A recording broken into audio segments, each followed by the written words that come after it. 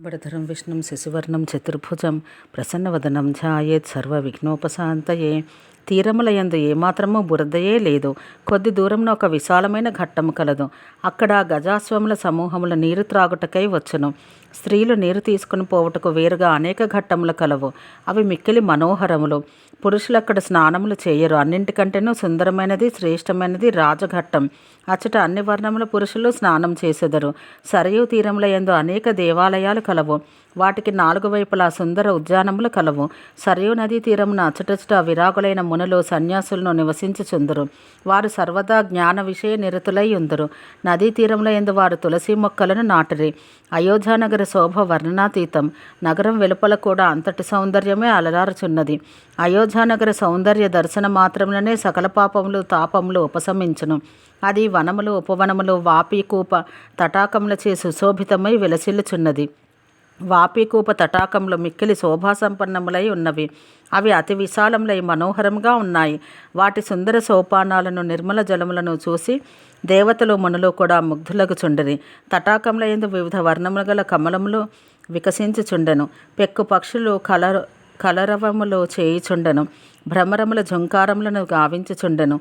కోకిలలు మొదలగు పక్షులు తమ మధుర స్వరములతో రమణీయములైన ఆ వనములకు బాటసార్లను ఆహ్వానించుచున్నవా అన్నట్లుండెను.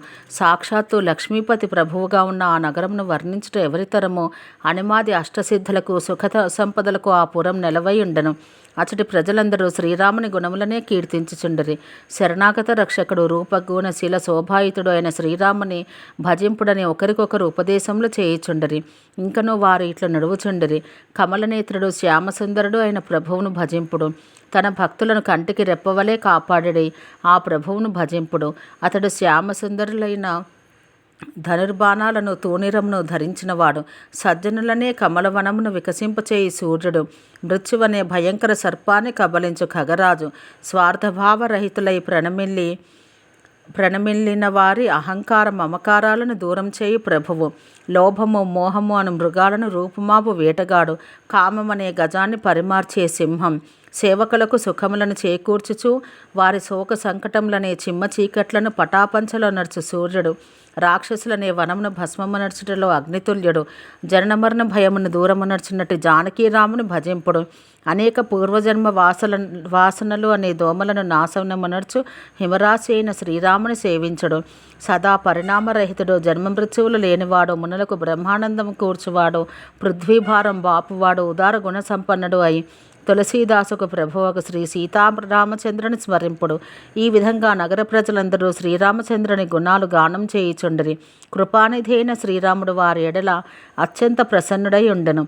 కాకభుసుండి తెలుపుచున్నాడు. ఓ పక్షిరాజా గరుడుడా, శ్రీరామచంద్రుని ప్రభుత్వమనడి ప్రచండ సూర్యోదయమైనప్పటి నుండి ముల్లోకముల యందంతటను నిరుపమాన ప్రకాశం నిండెను. దీనివల్ల పెక్కుమందికి సుఖము ఇతరులకు దుఃఖము కలిగెను. దుఃఖితులైన వారిని గురించి వివరింతును. ముల్లోకములను ప్రకాశమానములు కాగానే అవిద్యాను రాత్రి అంతరించెను.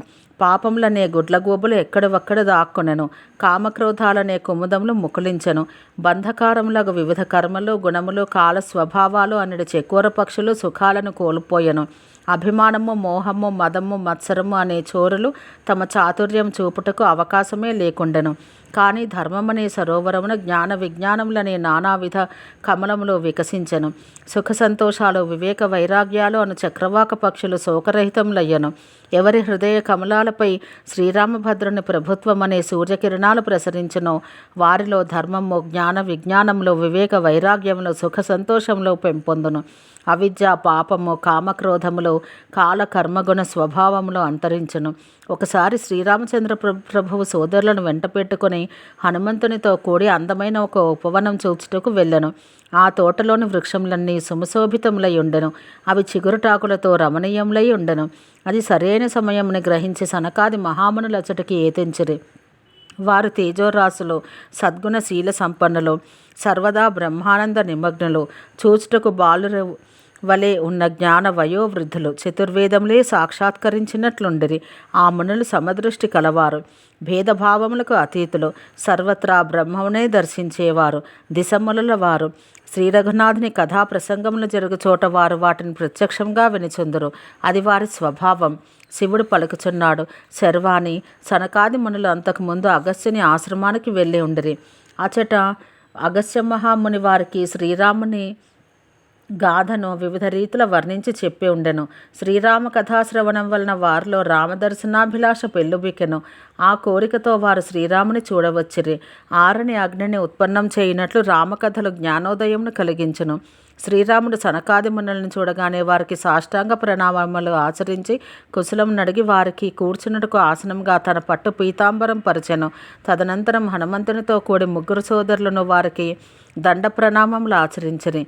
అందరూ ప్రసన్నులైరి. శ్రీ రఘురాముని నిరుపమాన సౌందర్యం వారి మనసులను దోచెను. ఆ దర్శనానందంతో వారు పరవశులై ఉండిరి. మనసులు వారి ఆధీనంలో లేకుండెను. భవభయమును పారద్రోలో అట్టి శ్యామ శరీరుడు కమలనయనుడు సౌందర్య రాశియు అయిన శ్రీరామచంద్రుని వారు రెప్పలార్చక తనివి తీరా చూచుచూ నిలబడిపోయిరి. అంజలి ఘటించి ప్రభువు వారి ఎదుట వినమ్రుడై నిలిచి ఉండెను.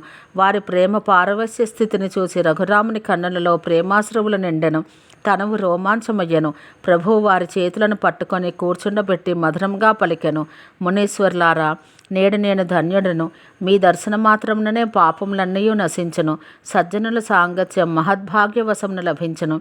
దానివల్ల ఎట్టి శ్రమయు లేకుండగానే జనన మరణ చక్రం భంగమగును. సజ్జనుల సాంగత్యం మోక్షమును ప్రసాదించును. కాముకుల సాంగత్యం భవబంధాలలో చిక్కుబడజేయును.